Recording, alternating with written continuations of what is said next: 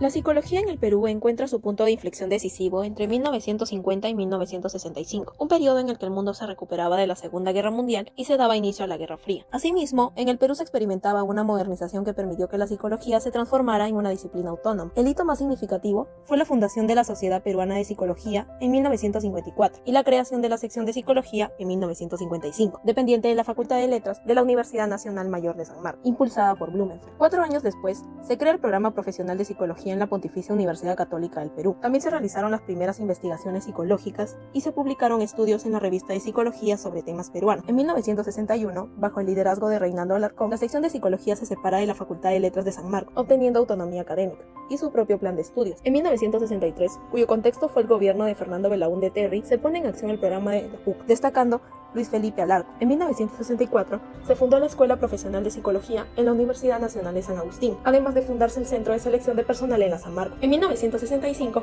el programa de psicología de la PUC se consolidó con un plan de estudios oficial, mientras que en la San Marcos se gradúan los primeros psicólogos formados bajo el nuevo plan de estudios científicos. A fines de ese año, el mapa de la psicología peruana ya estaba definido. El psicólogo ya no era un filósofo que sabe de la mente, sino un profesional capaz de poder medir aptitudes en una escuela, seleccionar personal y entender conflictos humanos, formado con distintas habilidades con la finalidad de modernizar el entendimiento y la conducta en el Perú. Durante décadas posteriores a los años 60 se produjo un incremento en la apertura de programas académicos y escuelas profesionales de psicología en diversas universidades. En el contexto político, tras la crisis del gobierno de Belaúnde, el general Juan Velasco Alvarado tomó el poder mediante un golpe de Estado en 1968 y llevó a cabo revoluciones estructurales, siendo una de ellas la reforma educativa. Velasco emite en 1969 el decreto ley 17437, sin embargo, fue duramente criticado porque afectó la autonomía universitaria y la participación de estudiantes y docentes. En ese mismo año surgió Sendero Luminoso, organización que desencadena en los años 80 actos terroristas en el Perú. Años después, en 1975, se realiza el primer Congreso Peruano de Psicología organizado por la Sociedad Peruana de Psicología y dirigido por Reinaldo Alarcón. Con la creación del Colegio de Psicólogos se dejó de funcionar la Sociedad Peruana de Psicología, que había agrupado a destacables representantes. Cabe resaltar que la profesión del psicólogo es oficialmente reconocida el 30 de abril de 1980, fecha que se emite el decreto ley 23019, que crea el Colegio de Psicólogos, en el gobierno de Francisco Morales Bermúdez, siendo el primer decano el doctor Luis Estrada de los Ríos. La década de 1980 marcó un punto de inflexión para la psicología peruana. Fue un periodo de institucionalización, de nuevas corrientes de pensamiento y una creciente vinculación con la compleja realidad del país.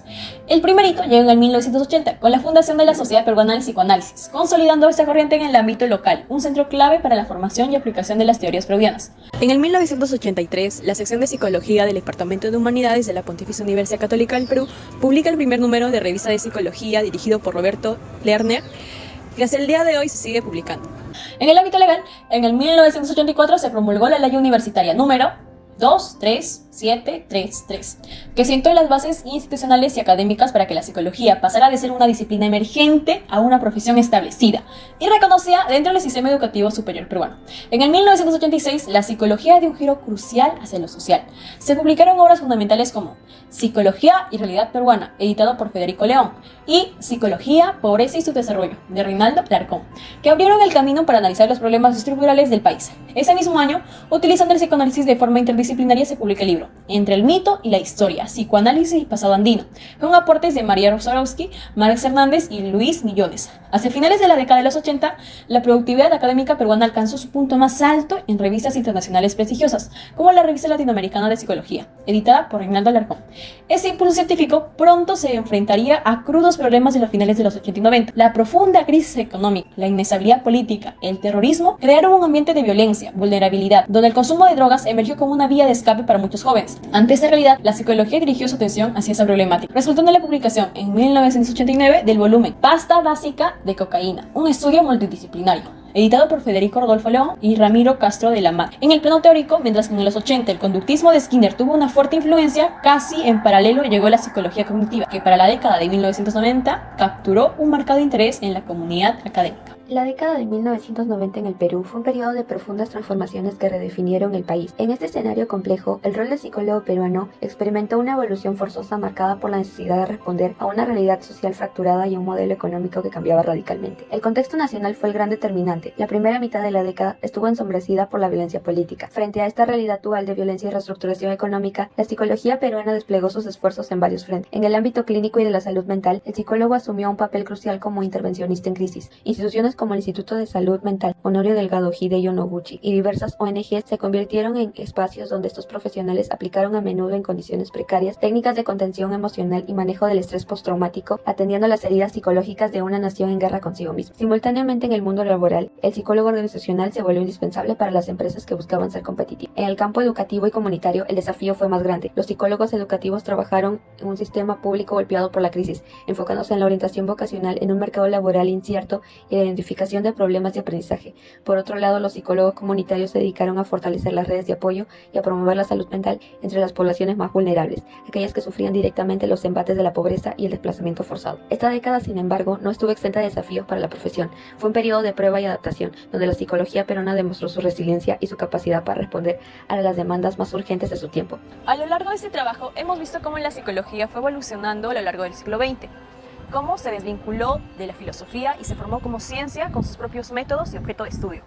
Este recorrido histórico inevitablemente nos hace preguntarnos sobre nuestra realidad. A continuación presentamos una entrevista a la coordinadora del Grupo de Investigación de Psicología y Salud, Mónica Casareto, quien nos ayudará a profundizar más estos temas. La psicología en las últimas es una de las disciplinas que ha cambiado muchísimo con los años, ha crecido exponencialmente, una de las carreras más populares, tiene 150 años nada más, y de pronto es tan grande, casi tan grande como las ingenierías. Entonces te diría que ha habido ese cambio, que con los años hay un reconocimiento mayor de la carrera, porque la carrera se ha diversificado, ha habido cada vez más especialidades y especialidades y especialidades. ¿Por qué? Porque la conducta humana es tan compleja y hay tantas esferas de la conducta humana que requieren especialización. Una cosa es la salud mental, otra cosa es el rendimiento, otra cosa es en el campo de los deportes, otra cosa es para manejo de problemáticas más específicas y puntuales, otra cosa es para la crianza, otra cosa es para la mejora del tránsito, que no creas, hay psicología del tránsito, otra cosa para entender los procesos políticos desde una mirada psicológica. Pues a medida que la psicología como ciencia ha investigado diferentes manifestaciones de la conducta humana, ha creado especialidades. Entonces, la psicología del siglo XXI es mucho más amplia, mucho más diversa, con mucha más independencia como disciplina científica, con emparentamientos con las ciencias humanas, pero también con las ciencias sociales, con las ciencias educativas y con las ciencias de la salud. Por eso que es un poco complicado cuando nos dicen psicología, salud mental. Depende de la rama, ¿no?